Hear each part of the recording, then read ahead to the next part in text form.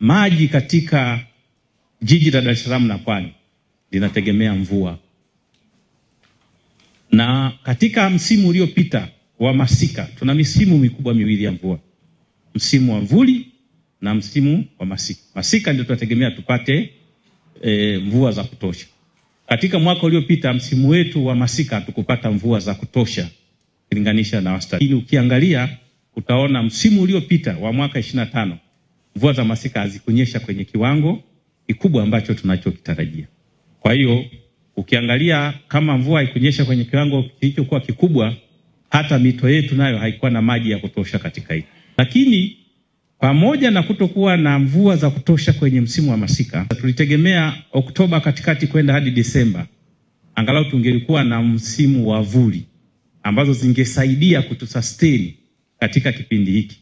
Lakini kama wote tunavyoiona hali kwa mwaka huu, mvua za vuli nazo zimekuwa ni za kusuasua.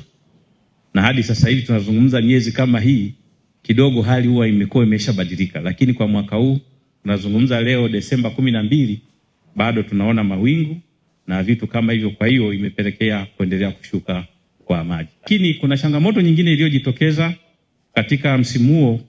Kulitokea nako changamoto ya mto mkuu wa Ruvu nao kama umeacha njia yake kipindi cha mvua, kwa hiyo baadhi ya maji mengine yakatawanyika. Lakini kwa sambamba na hilo, tunazungumza maji ya juu ya ardhi yanaathirika kwa kiasi kikubwa na kiwango cha jua kinachokuwa kinawaka katika kipindi hiki.